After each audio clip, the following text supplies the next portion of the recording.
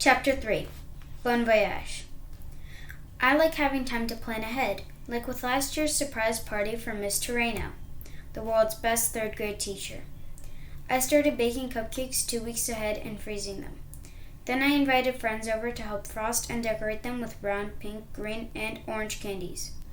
Because the theme was Happy Birthday to our star teacher, I asked some students to cut stars out of construction paper. Then others taped them all over the desks and walls. When Miss Torreno stepped into the classroom, she flipped on the lights and almost cried. It was a huge success. But Paris, how do you plan on going to another country? And for half the summer? As I started researching Paris online, I began to get a little better handle on what to expect. And that's when I started to get excited. This is a trip lots of girls dream of. I printed out maps, information about popular tourist sites, and some French travel phrases that I could learn before the trip. The more I thought about it, the more I couldn't wait to get to know my aunt's new stepdaughter, my new cousin, better. And yet, another part of me was worried that no matter how nice Sylvie might be, I was going to miss hanging out with Maddie and Ella for 5 whole weeks.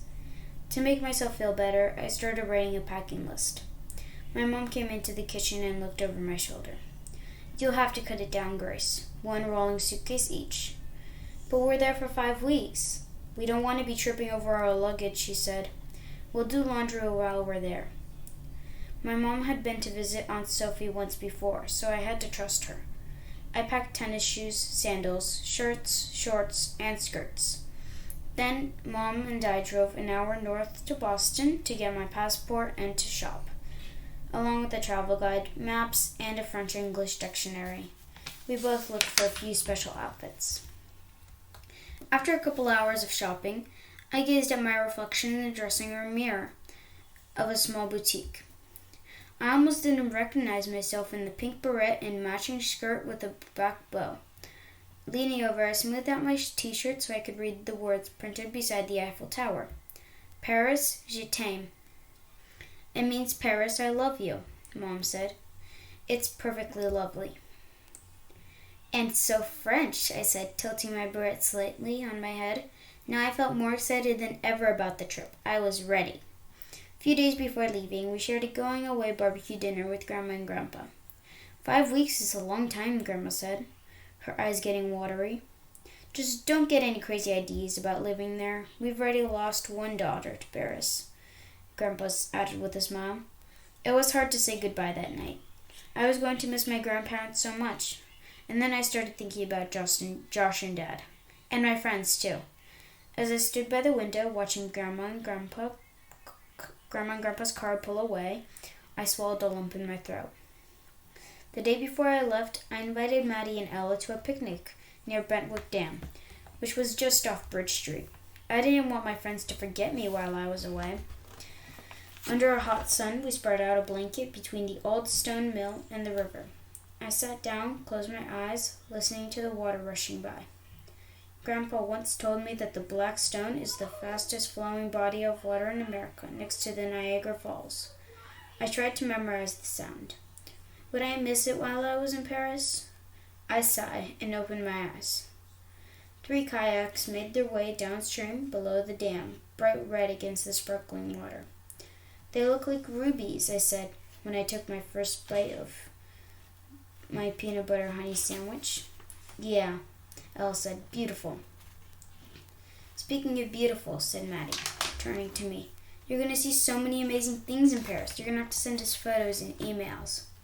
Even better. I've been thinking of a way we can stay in touch and you can see Paris too. A travel blog. Do you know how to do that? Maddie asked. My mom uses a blog with her class. She already said she'd help me use her site. I'll let you know how to get onto it. Cool, said Maddie. That makes me feel better too, Ella said, juice box in hand. I'm missing you already. To prepare for the trip, I tried practicing a little French around the house. Bonjour, Monsieur Josh, I said as I stepped into the living room. But the words came out all wrong and stiff-sounding. Josh glanced up from the piano and laughed, but he kept playing without skipping a beat. Keep practicing.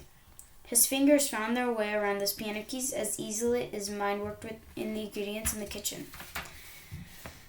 But unlike baking, trying to learn French was impossible. I know, I said with a sigh. Hey, Grace, Josh said, resting his hands on the keys. Take lots of pictures, okay? I will, I promised. I wish you and Dad could come too. My brother is sometimes a pain, but I've never been away from him for more than a week before. He swallowed on the piano stool to face me. It's okay, he said. I'm trying to get lots of hours at cycle sports this summer. Besides, I heard someone who went to Paris that French aren't all that friendly, he grinned at me. Really? My stomach clenched. But then I remembered something I read. Wait, I'll be right back, I said as I headed down the hall toward my bedroom.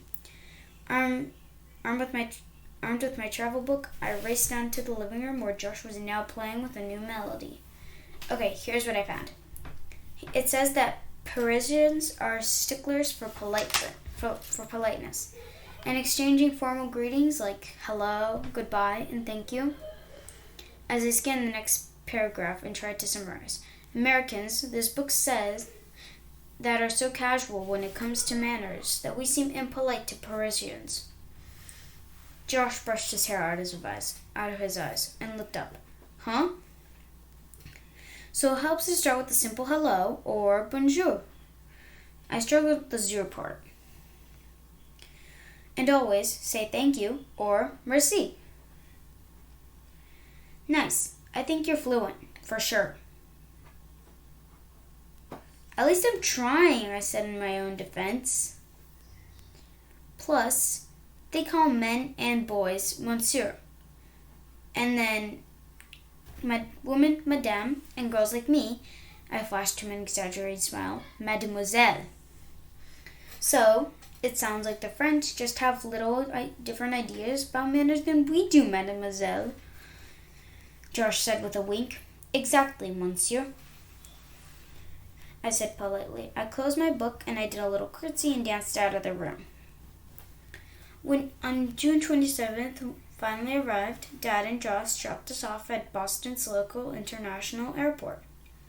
I had been on a plane only once before, to visit Grandma and Grandpa Thomas in Sarasota of Florida. When I was 3 or 4, I didn't remember very much about the trip. And honestly, the thought of leaving the ground and being way up in the sky made me a little nervous. I tried not to think about it as I watched Dad pull our luggage out of the trunk and set it on the curb. What will I do without the two of you? Mom, kissing Mom and then kneeling to look me in the eyes. We'll have to video chat once a week, or I'll surely perish from a broken heart.